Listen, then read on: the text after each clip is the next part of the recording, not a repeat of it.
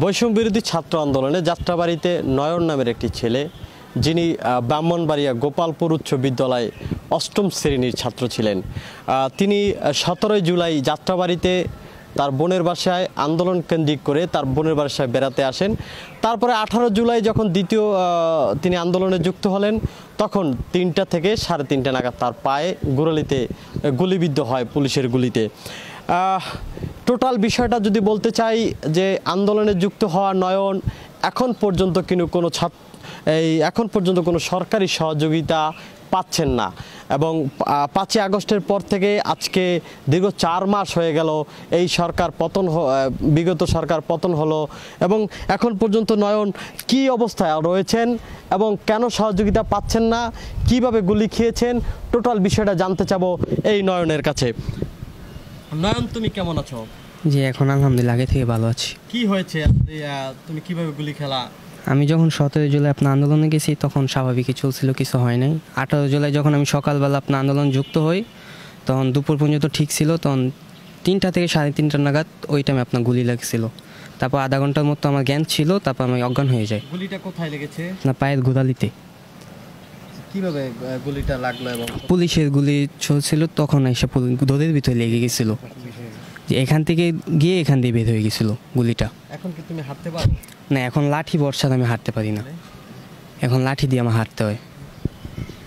প্রিয় দর্শক, এই নয়ন কিন্তু এখনও লাঠি ভর দিয়ে কিন্তু হাঁটছে। যদি দেখাতে চাই, তিনি যে কিন্তু এখনও লাঠি ছাড়া হাঁটতে পারছে না। তার দাবি তিনি যেন ওই লাঠি ছাড়া আগের মতনই, যেভাবে তিনি আগে স্কুলে যেতেন এবং যেভাবে তিনি হাঁটতেন, সেই হাঁটাটাই তিনি চাচ্ছেন, যে তাকে যেন সুষ্ঠু একটি চিকিৎসা দেওয়া হয় এবং তিনি যেন ভালো চিকিৎসার মাধ্যমে আগের মতনই যেন তার শারীরিক যেই পাও রয়েছে সেই পাওটা যেন ফিরে পায়, এবং পাশাপাশি অর্থনৈতিকভাবে যিনি যে ক্ষতিগ্রস্ত হয়েছেন এই অন্তর্বর্তী সরকারের কাছে এবং যারা সমন্বয়ক রয়েছেন তাদের কাছে সহযোগিতা চাচ্ছেন। আসলে টোটাল বিষয়টি এই নয়নের যিনি দায়ভার নিয়েছিলেন, চিকিৎসা যিনি করেছেন সর্বোচ্চটা বিলিয়ে দিয়ে, তারই বোন, তার কাছে জানতে চাইবো আসলে তার এই নয়নের বোন কিভাবে আসলে এই দূর সময়টা আসলে কিভাবে তিনি কাটিয়েছেন। আপনি তো নয়নের বোন। আচ্ছা, কি হয়েছিল আপনার এই ভাইয়ের এবং কিভাবে আসলে চিকিৎসাটা করালেন? চিকিৎসাটা আমি সমস্ত চিকিৎসা ধারদের উপরে করাইতেছি। এখনও আমি ঋণ করে ওর সব কিছু ট্রিটমেন্ট করতেছি। এখন আর পারতেছি না আমি ওর ট্রিটমেন্ট চালাইতে। আমার সমস্ত যা ছিলাম তা দিয়ে ওর চিকিৎসা করাইছি। এখন ট্রিটমেন্ট কোথায় চলতেছে? এখন ওর পঙ্গুতে চলতেছে ট্রিটমেন্ট। আচ্ছা, আসলে আপনি কখন শুনতে পারলেন যে কিভাবে নয়ন গুলিবিদ্ধ হলো এবং কিভাবে আপনি জানতে পারছেন? আমি গ্রামে ছিলাম, 19 জুলাই আমি জানতে পারি যে আমার ভাই গুলিবিদ্ধ হয়। ওর পাশে একটা ছেলে আমাকে ফোন দিয়ে বলে যে রাস্তায় পড়েছিল। তখন আমি ওইখান থেকে রওনা দিই 19 জুলাই।